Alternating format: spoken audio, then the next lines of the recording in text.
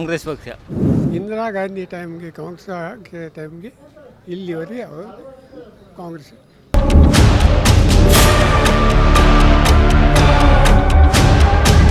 ಅಲ್ಲ, ಸರಳ ವ್ಯಕ್ತಿ ಅಂತ ಹೇಳೋದ್ರಲ್ಲಿ ಕೋಟ ಶ್ರೀನಿವಾಸ ಪೂಜಾರಿ ಎತ್ತಿದ ಕೈ. ಆದರೆ ರಾಜಕೀಯ ಪಕ್ಷದವರನ್ನು ದೇಶವನ್ನು ಹಾಳು ಮಾಡಿಬಿಡ್ತಿದ್ದಾರೆ. ಎಂತ ಕೊಡ್ತಾರೆ? ನಮ್ಮದೇ ನಮಗೆ ಕೊಡೋದು ಶಿವ, ಬೇರೆಯವ್ರದ್ದು ಕೊಡ್ಲಿಕ್ಕಿಲ್ಲಲ್ಲ.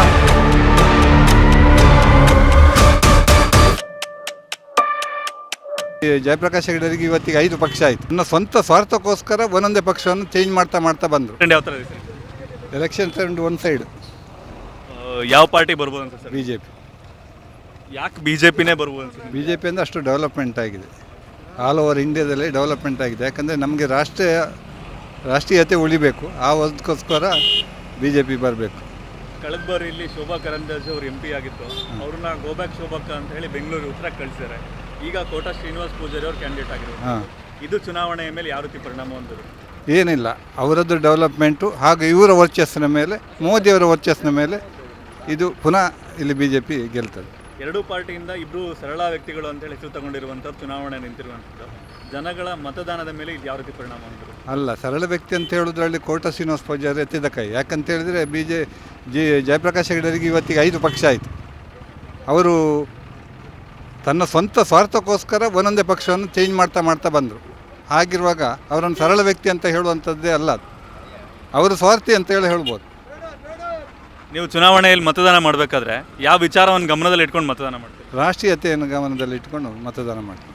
Thank you sir. ಸರಿ, ಎಲೆಕ್ಷನ್ ಒಳ್ಳೆಯದುಂಟು, ಆದರೆ ರಾಜಕೀಯ ಪಕ್ಷದವರನ್ನು ದೇಶವನ್ನು ಹಾಳು ಮಾಡಿಬಿಡ್ತಿದ್ದಾರೆ. ಅವು ಮೇಲೆ ಎಲ್ಲ ಸಾಲ ಕೊಟ್ಟು ನಮ್ಮ ದೇಶದ ಸಾಲ ಕಂಡು ಸಿಕ್ಕಾಬಟ್ಟೆ ಆಗಿದೆ, ಗೊತ್ತಾಯ್ತಾ? ಬಂದವರೆಲ್ಲ ಸ್ಪಾನ್ಸರ್ ಮಾಡೋದು, ಅದು ಕೊಡ್ತೇನೆ ಇದು ಕೊಡ್ತೇನೆ ಅಂತ ಹೇಳಿ. ಎಂತ ಕೊಡ್ತಾರೆ? ನಮ್ಮದೇ ನಮಗೆ ಕೊಡೋದು ಶಿವ, ಬೇರೆಯವ್ರದ್ದು ಕೊಡಲಿಕ್ಕಿಲ್ಲಲ್ಲ. ಯಾವ ಪಾರ್ಟಿ ಗೆಲ್ಬೋದು ಸರ್? ನಾನು ಗೆಲ್ಲೋ BJP ಅಂತ. ಸರ್, ಹೆಂಗಿದೆ ಎಲೆಕ್ಷನ್ ಟ್ರೆಂಡ್ ಸರಿ? ಪಾತಲ್ಲ ಸರ್, ಎಲೆಕ್ಷನ್ ಟ್ರೆಂಡ್ ಹೆಂಗಿದೆ? ಜೋರಾಗಿದೆ. ಯಾವ ಪಾರ್ಟಿ ಗೆಲ್ಬೋದು ಅನ್ಸುತ್ತೆ? ಒಂದು ಕಾಂಗ್ರೆಸ್ ಪಕ್ಷ. ಯಾಕೆ ಕಾಂಗ್ರೆಸ್ ಆಗಿರ್ಬೋದು? ಹೌದು. ಪರವಾಗಿಲ್ಲ, ಯಾವ ಪಾರ್ಟಿ ಗೆಲ್ಬೋದು ಅನ್ಸುತ್ತೆ?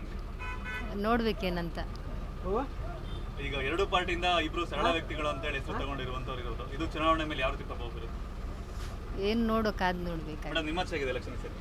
ಅದೇ ನೋಡ್ಬೇಕೇನು, ಯಾವ ಪಾರ್ಟಿ ಗೆಲ್ಬೋದು ಅನ್ಸುತ್ತೆ? ಅದೇ ಯಾವುದು ಬರ್ತದೆ ನೋಡಿ. ರಾಜ್ಯ ಸರ್ಕಾರ ಮಹಿಳೆಯರಿಗೆ ಗ್ಯಾರಂಟಿ ಯೋಜನೆಗಳನ್ನ ಘೋಷಣೆ ಮಾಡಿ 2,000 ಸಾವಿರ ಕೊಡ್ತಿರುವಂಥದ್ದು, ಇದು ಚುನಾವಣೆ ಮೇಲೆ ಯಾವ ರೀತಿ ಪ್ರಭಾವ ಬೀರುತ್ತೆ?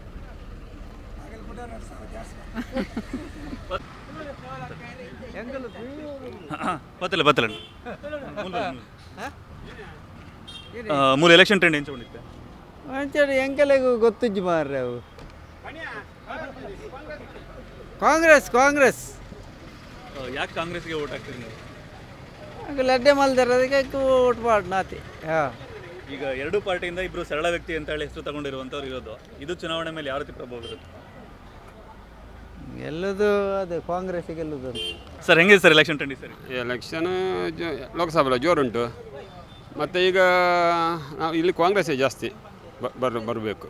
ಕಾಂಗ್ರೆಸ್ ಬಂದರೆ ಸ್ವಲ್ಪ ಕೆಲಸ ಎಲ್ಲ ಇದು ಮಾಡಿ, BJP ಅವರು ಏನು ಮಾಡಲಿಲ್ಲ, ಹಾಗಾಗಿ ಕಾಂಗ್ರೆಸ್ಸೇ ಬರಬೇಕು. ಈಗ ಲೋಕಸಭಾ ಕಳೆದ ಬಾರಿ ಉಪಚುನಾವಣೆಯನ್ನು ಹೊರತುಪಡಿಸಿದ್ರೆ ಉಡುಪಿ ಚಿಕ್ಕಮಗಳೂರು ಲೋಕಸಭಾ ಚುನಾವಣೆಯಲ್ಲಿ BJPನೇ ಗೆಲ್ತಾ ಬಂದಿರುವಂಥದ್ದು. ಈ ಬಾರಿ ಯಾವ ವಿಚಾರಗಳು ಕಾಂಗ್ರೆಸ್ನ ಗೆಲುವಿಗೆ ಹೆಲ್ಪ್ ಆಗುತ್ತೆ ಅನ್ಸುತ್ತೆ? ಈ ಸರಿ ಅಂದರೆ BJP ಅವರು ಇಲ್ಲಿ ಏನು ಕೆಲಸ ಮಾಡಲಿಲ್ಲ, ಹಾಗಾಗಿ ಕಾಂಗ್ರೆಸ್ನವರೇ ಬರಬೇಕಂತ. ಕಾಂಗ್ರೆಸ್ನಿಂದ ಅಭ್ಯರ್ಥಿ ಆಗಿರುವಂಥವ್ರು ಕಳೆದ ಬಾರಿ BJPಯಲ್ಲಿ ಇದ್ರು, ಈಗ ಅವರು ಕಾಂಗ್ರೆಸ್ಗೆ ಬಂದಿದ್ದಾರೆ. ಚುನಾವಣೆಯಲ್ಲಿ ಮತ್ತೆ ಇನ್ನೊಂದು ಪಾರ್ಟಿಗೆ ಹೋಗ್ತಾರೆ. ಅಲ್ಲಲ್ಲ, ಈಗ ಅವರು ಸ್ವಲ್ಪ ಇವರಿಗಿಂತ ಸ್ವಲ್ಪ ಕ್ಯಾಂಡಿಡೇಟ್ ಒಳ್ಳೆಯ ಇದು ಗೊತ್ತುಂಟಳು, ಎಲ್ಲ ಕೆಲಸ ಮಾಡಿದವರು, ಹಾಗಾಗಿ ಜಯಪ್ರಕಾಶ್ ಹೆಗಡೆಯವರೇ ಬರಬೇಕು. ಒಳ್ಳೆ ಉಂಟು, ನಮಗೆ BJP ಬರಬೇಕು, ಕೋಟ ಶ್ರೀನಿವಾಸ ಪೂಜಾರಿ ಬರಬೇಕು.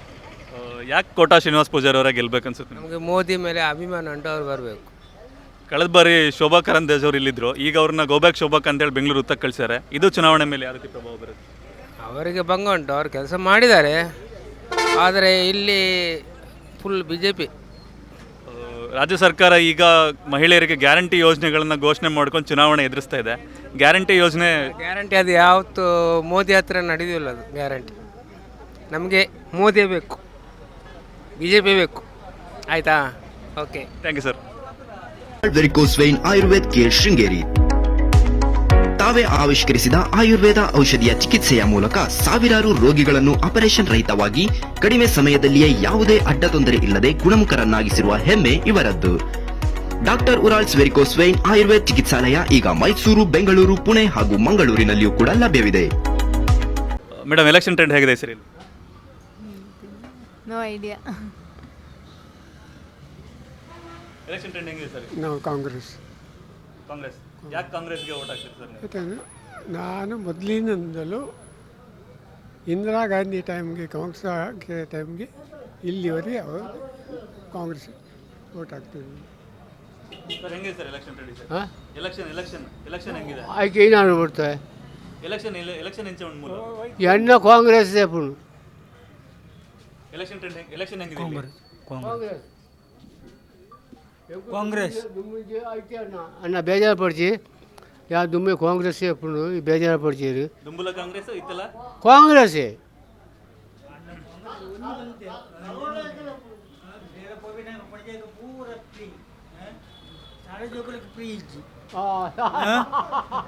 ಹೌದೇ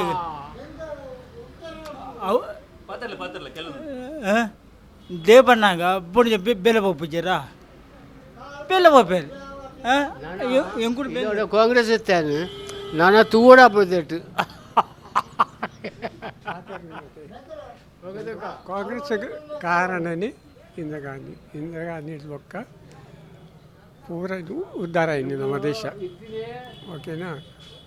ಇಂದಿರಾ ಗಾಂಧಿ ಪ್ರಧಾನಿ ಆಗಿ ಮುಟ್ಟ ನಮಗೆ ಒಂದು ಹಕ್ಕು ಐತಿ, ಒಂದು ಉಳುವನೆ ದನಿ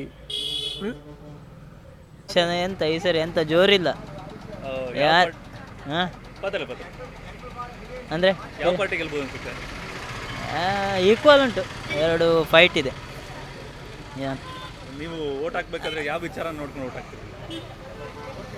ಓಟು ಎಂತ ಯಾವ ವಿಚಾರ, ಯಾವುದು ಇಂಪ್ರೂವ್ಮೆಂಟ್ ಯಾವುದು ಕಾಣ್ತಾನೆ ಇಲ್ಲ, ಯಾವುದಂತ ನಮಗೆ ಗೊತ್ತಾಗ್ತಿಲ್ಲ. ಯಾವ ವಿಚಾರವನ್ನು ನೋಡಿಕೊಂಡು ಹಾಕೋದು ಅಂತ ಯಾವುದು ಇಂಪ್ರೂವ್ಮೆಂಟ್ ಅಂತ ಇಲ್ಲ. ಸರ್ ಎಲೆಕ್ಷನ್ ಟ್ರೆಂಡ್ ಹೆಂಗಿದೆ ಸರ್? ತೊಂದರೆ ಇಲ್ಲ, ನಡೀತಾ ಉಂಟು. ಯಾವ ಪಾರ್ಟಿ ಗೆಲ್ಬೋದು ಅನ್ಸುತ್ತೆ ನಿಮಗೆ?